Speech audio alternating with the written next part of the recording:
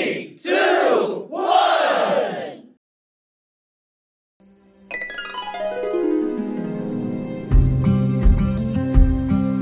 Hello, welcome everyone to another video.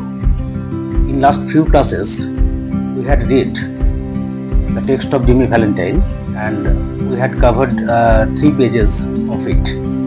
Today we are going to read 2 more pages from Alias Jimmy Valentine written by O. Henry. Let's start. Ben Price knew Jimmy's habits. Ben Price জিমির অভ্যাসগুলো জানতো। He had learned them while working on the Springfield case. আর এই স্বভাবগুলি সম্পর্কে তিনি জেনেছিলেন যখন তিনি স্প্রিংফিল্ডের ওই কেসটার ব্যাপারে জিমির বিরুদ্ধে তদন্ত করছিলেন। তো জিমির অভ্যাসগুলোর মধ্যে কি পড়ছে? কয়েকটা কোয়ালিটিস বা কয়েকটি বৈশিষ্ট্য এখানে বলা আছে।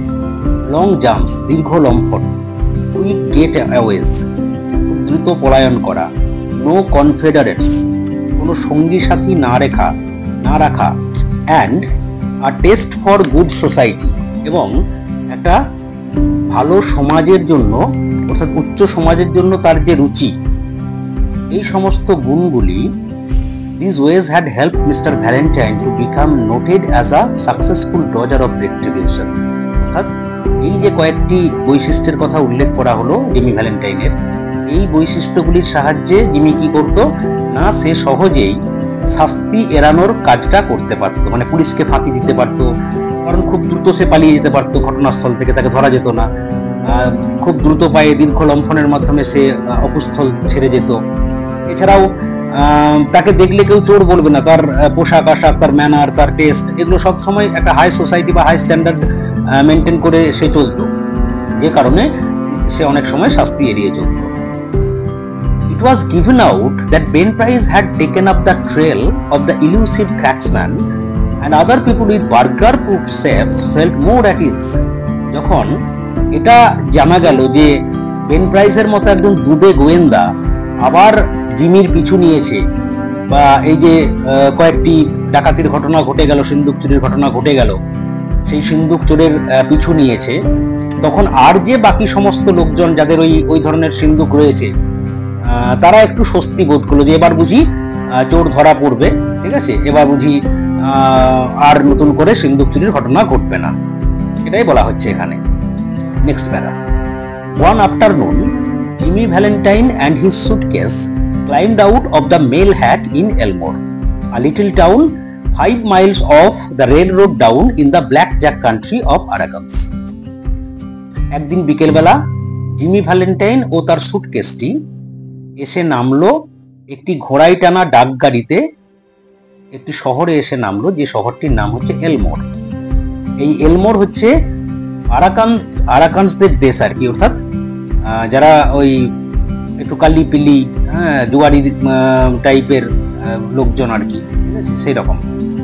তো সেইখানেতে, অর্থাৎ তিনি মানে জিমি আগে যেখানে থাকতো সেইখানের থেকে সরে এসে সে গা ঢাকা দেওয়ার জন্য একটা ছোট্ট শহরে এসে পৌঁছালো। শহরটির নাম হচ্ছে এলমোর, যেটা ওই রেল রোড থেকে 5 মাইল দূরে। Jimmy looking like an athlete young senior just home from college. জিমিকে দেখে মনে হচ্ছিল একজন কলেজ ছাত্র যে সবে কলেজ থেকে হোস্টেলে ফিরেছে, কলেজ হোস্টেল থেকে গ্রামে ফিরছে, এরকম একটা আর কি। Went down the board side walk toward the hotel, এবং সে ধীরে সুস্থে ওই আমাদের যে ফুটপাথ বলে আর কি, রাস্তার ফুটপাথ ধরে হোটেলে যাচ্ছিল। ঠিক সেই সময় একটা ঘটনা ঘটলো নেক্সট প্যারাতে, যেটা আমরা পাবো, এবং এখান থেকেই জিমির জীবনে একটা মোড় ঘুরে যাবে। আ ইয়াং লেডি, একজন যুবতী মহিলা, ক্রস দ্য স্ট্রিট, ঠিক সেই সময় রাস্তা পার হচ্ছিল। Passed him at the corner, ওই মোড়ের কাছে তাকে ক্রস করলো, পেরিয়ে গেল। And entered a door over which was the sign the Elmore bank, এবং একটা দরজায় প্রবেশ করলো, যে দরজার উপরে সাইনবোর্ডে লেখা ছিল দ্য এলমোর ব্যাংক, অর্থাৎ এলমোর ব্যাংক নামের একটা ব্যাংকে মেয়েটি গিয়ে প্রবেশ করলো। জিমি ভ্যালেন্টাইন লুকড ইনটু হার আইজ, জিমি ভ্যালেন্টাইন তার চোখের দিকে তাকালো, অ্যান্ড ফরগট হোয়াট হি ওয়াজ, এবং তৎক্ষণাৎ সে ভুলে গেল সে আসলে কি, অর্থাৎ যাকে বলে লাভ অ্যাট ফার্স্ট সাইট, ঠিক সেই রকমই একটা ঘটনা এখানে জিমির সঙ্গে ঘটে গেল। জিমি মেয়েটিকে দেখেই, তার চোখের দিকে তাকিয়েই সে যেন সবকিছু ভুলে গেল, and became another man, এবং যেন সম্পূর্ণ একটা অন্য রকম ব্যক্তিতে রূপান্তরিত হলো, অন্য একজন লোকে রূপান্তরিত হলো। She lowered her eyes, সে তার চোখগুলি নামালো, and colored slightly, এবং একটু অন্যরকম ভাবে তাকালো বা একটু লজ্জিত হলো। Young men of Jimmy's style and looks were scarce in Elmore. এখানে লজ্জার কারণ কি না, ওই মেয়েটিও কিন্তু জিমিকে দেখেছে, এবং জিমির মতো এই ধরনের fashionable young man is very rare, very scarce in Elmore. এলমোরে খুব কম দেখা যায়। তাহলে স্বাভাবিকভাবে মেয়েটির সেটা চোখ এড়ায়নি, কিন্তু নারী সুলভ যে লাজুকতা সেটা তার চোখের মধ্যে দেখা গেল। জিমি কলাড এ বয়, জিমি একটি ছেলেকে গিয়ে পাকড়াও করলো। That was loafing on the steps of the bank as if he were one of the stockholders and began to ask him questions about the town. অর্থাৎ সেই ব্যাংকে পৌঁছে জিমি একটি ছেলেকে পাকড়াও করলো এবং নিজেকে, মানে জিমি নিজেকে দেখাতে চাইলো যে সে একজন স্টক হোল্ডার, এই ব্যাংকের একজন শেয়ার গ্রহণকারী বা শেয়ার হোল্ডার, আর এই শহরটা সম্পর্কে সে বিভিন্ন জিনিস জানতে লাগলো। কিন্তু তার মূল লক্ষ্য শহরটা জানা নয়, মূল উদ্দেশ্য হচ্ছে এই যে মেয়েটি এই মাত্র প্রবেশ করলো তার সম্পর্কে কিছু জানা, তার নাম জানা, ঠাই ঠিকানা জানা ইত্যাদি। তো সে সেই ছেলেটিকে ধরলো, and feeding him dimes at intervals, এবং এই কোশ্চেনের পরিবর্তে, ওই যে ছেলেটি উত্তর দিচ্ছে তার পরিবর্তে তাকেও কিছু উপঢৌকন দিচ্ছে আর কি, একটা করে ডাইমস, মানে 10 সেন্টের মতো মুদ্রাকে বলা হয় ডাইমস, অর্থাৎ $1 10 ভাগের 1 ভাগ। সেই 10 সেন্ট কস্টিং যে কয়েন আছে ডাইম, রেগুলার ইন্টারভ্যালে তাকে একটা করে দিয়ে যাচ্ছে, আর সে উত্তর দিচ্ছে। By and by the young lady came out, সময়ের সাথে সাথে বা একটু পরেই ওই মহিলাটি আবার বেরিয়ে এলেন। Looking royally unconscious of the young man with the suitcase and went her away. এইবার কিন্তু মেয়েটি যদিও জিমিকে দেখেছিলেন, তবুও সে কিন্তু নিজেকে ধরা দেয়নি, মানে জাস্ট রয়্যালি আনকনসিয়াস বলতে কি, মানে রাজকীয় ভাবে অসচেতন, অর্থাৎ দেখেও না দেখার ভান করা, ঠিক সেরকম ভাবে এড়িয়ে গেল। কিন্তু জিমি ওই মেয়েটির জন্য অপেক্ষা করছিল। জিমি জানতে চাই তার নামটা, এবার সরাসরি তার নাম জিজ্ঞাসা করলে সেটা একটা বিষয় অন্যরকম হবে, তাই একটু অন্য পন্থা। Is not that young lady miss Polly Simpson? আচ্ছা, ওই মহিলা যে এই মাত্র চলে গেলেন, কি Polly Simpson? Asks Jimmy with specious guile, অর্থাৎ একটা সন্দিগ্ধ চোখে, যেন সে জানে এরকম একটা ভান করে, কিন্তু মনের মধ্যে একটা সন্দেহ রেখে, কিন্তু আসলে তো সে জানে না। সেইভাবে তাকে প্রশ্ন করলো ছেলেটিকে। ছেলেটি বলে, না, পলি সিমসন কেন হবে? সি ইজ অ্যানাবেল অ্যাডামস, ও তো অ্যানাবেল অ্যাডামস। হার পা ওনস দিস ব্যাংক, আর ওর বাবাই তো এই ব্যাংকের মালিক। What did you come to Elmore for? পরক্ষণে তার মনে প্রশ্ন যাচ্ছে যে এই লোকটাকে তো এলমোরে আগে দেখিনি, তাহলে সে কেন এলমোরে এসেছে? জিমিকে সে প্রশ্ন করছে, আচ্ছা তুমি এলমোরে কেন এলে গো? Is that a gold watch chain? আর তুমি যে ঘড়িটা পরে আছো ওটা কি সোনার চেন দেওয়া ঘড়ি? I am going to get A bulldog, জানো তো আমি একটা কুকুর কিনতে চাই। Goat any more Times? আরো কিছু হবে নাকি টাকা পয়সা? মানে কিছু পেয়ে তার আবার লোভটা বেড়ে গেছে, তাহলে যদি আরো কিছু পাই তাহলে তার কুকুরটা কিনতে সুবিধা হবে। Jimmy went to the planters hotel. যাই হোক, তারপরে আর সময় নষ্ট না করে জিমি চলে গেল planters hotel, the planters hotel, যেখানে উনি উঠবেন আর কি। Registered as Ralph D Spencer, সেখানে তিনি তার নাম নথিভুক্ত করলেন র্যালফ ডি স্পেন্সার নামে, অর্থাৎ নামটা কিন্তু জিমি ভ্যালেন্টাইন বা জেমস ভ্যালেন্টাইন রাখলেন না। নিজের নাম লুকানোর জন্য, নিজের আইডেন্টিটি লুকানোর জন্য সে সেখানে র্যালফ ডি স্পেন্সার বলে নাম গ্রহণ করলেন। and engaged a room, এবং একটি রুম ভাড়া করলেন। he leaned on the desk, সে নুয়ে পড়লো ডেস্কের উপরে, and declared his platform to the clerk, ওখানে যে রিসেপশনের ক্লার্ক থাকে সেই ক্লার্ককে তার এখানে আগমনের বিভিন্ন কারণ, কেন এসেছে, কি কারণে, এসব ইত্যাদি বর্ণনা দিতে লাগলো। he said, সে বলল, he had come to Elmore to look for a location to go into business, তার এলমোরে আসার কারণ সে একটা ভালো জায়গা খুঁজছে যাতে সে একটা ব্যবসা করতে পারে। How was the shoe business now in the town? পরক্ষণে সেই ক্লার্ককে জিমি জিজ্ঞাসা করছে, আচ্ছা এখানে জুতোর দোকান কেমন চলবে, জুতোর ব্যবসার কি অবস্থা আছে? কারণ আমরা জানি জিমি সিন্দুক চুরি বাদ দিয়ে যদি কোনো একটি কাজে পারদর্শী হয় সেটা হচ্ছে জুতোর দোকান বা জুতো সম্পর্কে তার অভিজ্ঞতা রয়েছে। কারণ আমরা গল্পের শুরুতেই জেনেছিলাম যে জেলখানাতে তাকে জুতোর স্টোরেতে কাজ করতে হতো। অতএব জুতো বিষয়ে তার খানিক অভিজ্ঞতা রয়েছে, তাই সে জুতোর কথা ভাবছে। He had thought of the shoe business. সে এখন জুতোর ব্যবসার কথা ভাবছে। Was there an opening? আচ্ছা এরকম কি কোনো জুতোর দোকান এখানে রয়েছে? The clerk was impressed by the clothes and manner of Jimmy.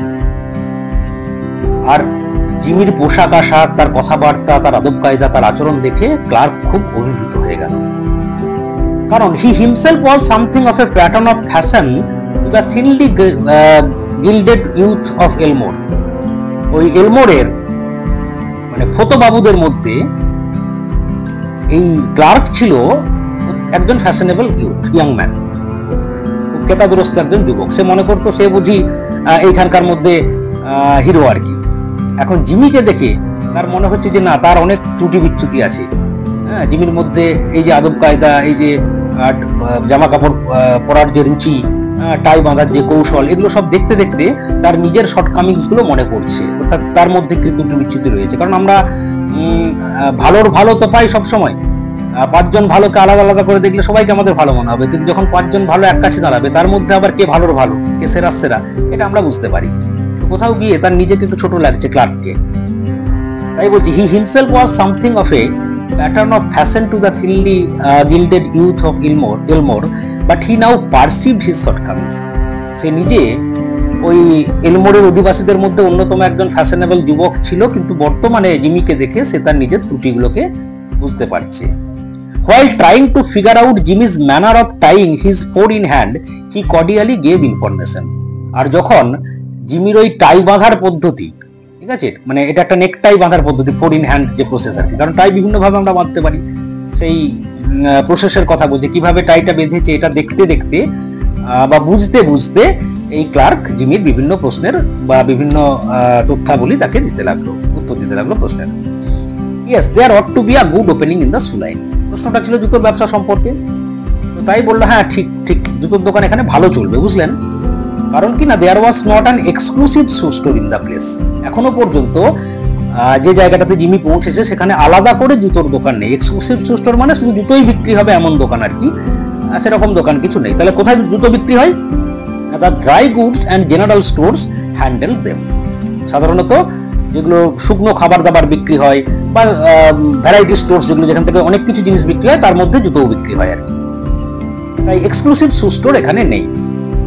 Business in all lines was fairly good. তাই জুতোর ব্যবসা করব বললে ব্যবসা খুব ভালো চলবে, কোনো অসুবিধা নেই। Hope mister Spencer would decide to locate in এলমোর।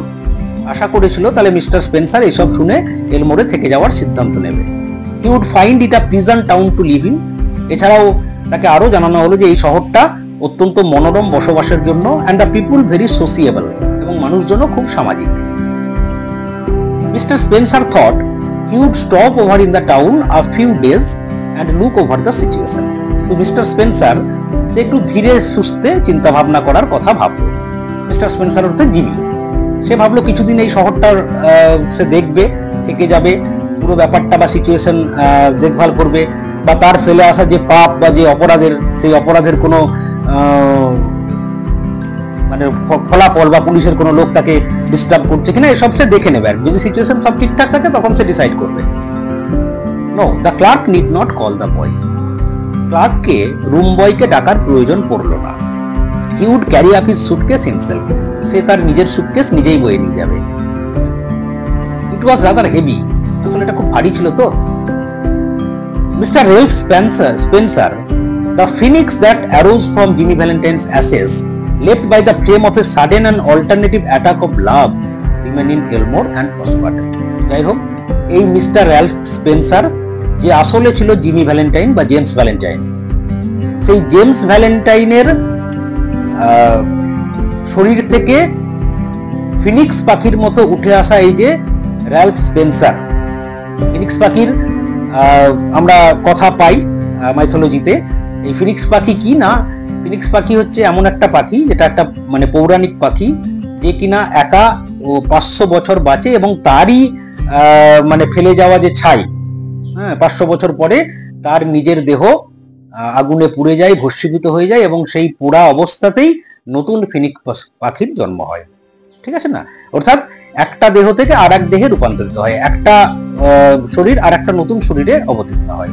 এখানেও জিমিকে দেখানো হচ্ছে as a retrieved man, as a changed person. ঠিক আছে, ছিল জিমি ভ্যালেন্টাইন, হয়ে গেছে রাল্ফ ডিসপেন্সার। শুধুমাত্র নামে নয়, দেখা যাবে পরবর্তীকালে গল্পেতে যে সে কাজের দিক থেকেও, তার স্বভাব চরিত্রের দিক থেকেও সে পুরোপুরি পরিবর্তিত হয়ে যাচ্ছে। এবং তার কারণটা কি? ফিনিক্স পাখি রূপান্তরিত হয় আগুনের কারণে, আগুনে পুড়ে তার সেই ছাই থেকে উঠে আসা নতুন ফিনিক্স পাখি। এখানে কিসের আগুন? না, এখানে এই যে হঠাৎ করে আসা, তাকে বদলে দেওয়া একটা ভালোবাসার আগুন। ওই যে মেয়েটি যাকে ব্যাংকে দেখেছিল, সেই অ্যানাবেল অ্যাডামসকে দেখে তার সঙ্গে সে সম্পৃক্ত হতে চাইছে, তার সঙ্গে তার জীবনটাকে জোড়াতে চাইছে। তাহলে তার জন্য তাকে সোসিয়েবল হতে হবে, তার জন্য তাকে প্রসপার্ড হতে হবে, এবং সেই প্রসপারিটি যাতে আসে তার সেই চেষ্টাটা এখান থেকেই শুরু করে দিল। তাই কি বলা হচ্ছে না, Phoenix, Ralph Spencer, the Phoenix that arose from Jimmy Valentine's ashes left by the flame of a sudden and alternative love, attack of love remain in Elmore। এই জিমি ভ্যালেন্টাইন, যে কিনা ফিনিক্স পাখির মতো হঠাৎ করে আসা একটা ভালোবাসার কারণে বদলে গেল, সে সিদ্ধান্ত নিল এলমোরে থেকে যাওয়ার এন্ড প্রসপার, এবং ক্রমশ সে উন্নতি করতে লাগলো, সমৃদ্ধি লাভ করতে লাগলো।